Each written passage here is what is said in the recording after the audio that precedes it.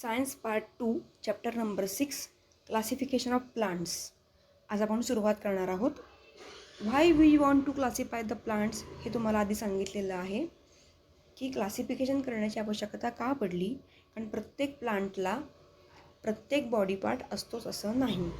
तर नक्की कसं बरं ते क्लासिफिकेशन केलेलं आहे ते आता आपण पाहूयात. Every living organism is made up of cells. And you know plants are living organisms. Living organism म्हणजे सजीव सृष्टी, सजीव प्राणी. आणि सगळे लिव्हिंग ऑर्गॅनिझम जे आहेत ते सेलने तयार झालेले असतात. तो cell is a basic unit of our body. Cell म्हणजे पेशी. And every living cells they are classified into 2 groups. First group is prokaryotic cell, second group is eukaryotic cell. म्हणजे नक्की काय ते आपण बघूयात. तुम्हाला समोर 2 डायग्रॅम्स दिसत आहेत. पहिली आहे ती यूकॅरियोटिक सेलची आहे, second is prokaryotic cell. What is the difference between these 2 diagrams? नीट बघा हां. तर यूकॅरियोटिक सेलमध्ये न्यूक्लियस दिसत आहे. Nucleus is visible in eukaryotic cell. पण प्रोकॅरियोटिक सेलमध्ये मात्र न्यूक्लियस दिसत नाही. Nucleus is not visible in prokaryotic cell. आता ह्याचा अर्थ दोन्हीही सेलमध्ये न्यूक्लियस असतं का? तर हो असतं, पण प्रोकॅरियोटिक सेलमध्ये ते दिसत नाही. Nucleus is invisible. आणि यूकॅरियोटिक सेलमध्ये ते दिसतं, त्यामुळे तिथे न्यूक्लियस इज व्हिजिबल. आणि यूकॅरियोटिक सेलमध्ये न्यूक्लियसच्या मध्ये DNA दिसतंय, पण प्रोकॅरियोटिक सेलमध्ये DNA संपूर्ण सेलमध्ये पसरलेलं आहे असं दिसतंय. हे लक्षात घ्या. तर हा फरक लक्षात घ्या, यूकॅरियोटिक सेल आणि प्रोकॅरियोटिक सेल. एकामध्ये न्यूक्लियस इज व्हिजिबल आणि दुसऱ्यामध्ये न्यूक्लियस इज नॉट व्हिजिबल. आता त्यापैकी जे प्रोकॅरियोटिक सेल आहेत ज्यांच्यामध्ये न्यूक्लियस इनव्हिजिबल आहे त्यांना म्हणतात आपण kingdom monera. These are unicellular organisms. Uni means one, त्यामुळे युनिसेल्युलर म्हणजे हॅविंग ओनली वन सेल. त्यांना म्हणतो आपण किंगडम मोनेरा. तुम्हाला समोर 3 फिगर्स दिसत आहेत.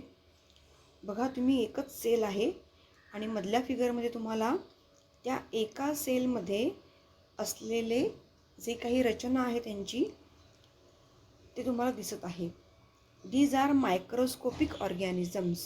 हे आपण नुसत्या डोळ्यांनी पाहू शकत नाही. किंगडम मोनेरा युनिसेल्युलर असतात, यांच्यामध्ये न्यूक्लियस असतं पण ते इनव्हिजिबल असतं, हे लक्षात ठेवा. आता पुढचा गट आहे यूकॅरियोटिक. त्याच्यामध्ये न्यूक्लियस इज व्हिजिबल. त्याचे पण 2 भाग पडतात. First part is unicellular and second part is multicellular. Uni means one, so unicellular means having only one cell and multicellular means having many cells. या युनिसेल्युलर ऑर्गॅनिझम जे आहेत त्यांना म्हणतात kingdom Protista. And these cells can move. पहिलंच चित्र बघा, अमिबाचं आहे. तुम्ही अमिबाला ओळखता, त्याच्या सुडोपोडियाने तो सरकत असतो पुढे पुढे. सेकंड आणि थर्ड फिगरमध्ये बघा, त्यांना असं काहीतरी शेपटासारखं अवयव आहे, त्याला फ्लॅजेला म्हणतात.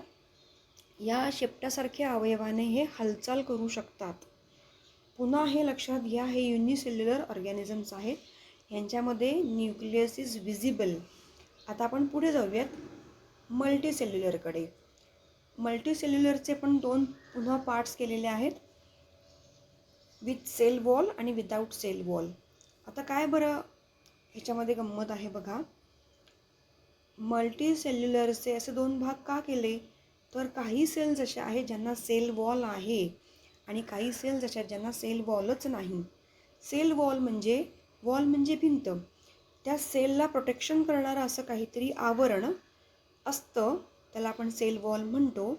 तुम्हाला डावीकडच्या आकृतीमध्ये दिसतंय अशी काहीतरी छान रचना असलेली थोडीशी जाड सेल वॉल आहे.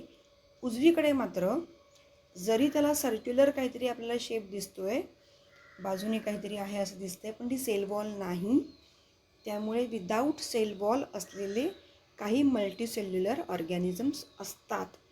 म्हणजे काही मल्टीसेल्युलर ऑर्गॅनिझम्स असे आहेत ज्यांच्या सेलला वॉल आहे आणि काही असे आहेत ज्यांच्या सेलला वॉल नाही. So having with cell wall and having without cell wall असे काही मल्टीसेल्युलर ऑर्गॅनिझम्स आहेत. त्याचा अभ्यास आपण करणार आहोत.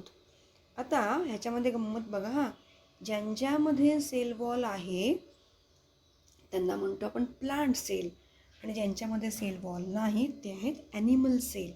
म्हणजे सर्व प्लांट जे आहेत त्या प्रत्येक प्लांटच्या सेलला वॉल असते, पण आपण ॲनिमल्स आहोत. आपल्या बॉडीमध्ये असलेल्या सेल्सना सेल वॉल नसते. पण ह्या चॅप्टरमध्ये आपण फक्त प्लांट सेलचा अभ्यास करणार आहोत, कारण आपल्या चॅप्टरचं नावच आहे क्लासिफिकेशन ऑफ प्लांट्स. तर आता आपण इथून पुढे प्लांट्सचा अभ्यास करणार आहोत. पण तो अभ्यास करण्यापूर्वी तुम्हाला सेल्सचं क्लासिफिकेशन सांगितलेलं आहे आणि आपण शेवटी पोहोचलो प्लांट सेलपर्यंत. प्लांट सेल्सना सेल वॉल असते आणि म्हणून अशा सगळ्या सेल वॉल असलेल्या लिव्हिंग ऑर्गॅनिझम्सचा एक गट केला, त्यांना म्हटलं प्लांट्स, आणि त्यांचा अभ्यास आता आपण वेगळा करणार आहोत. थँक्यू.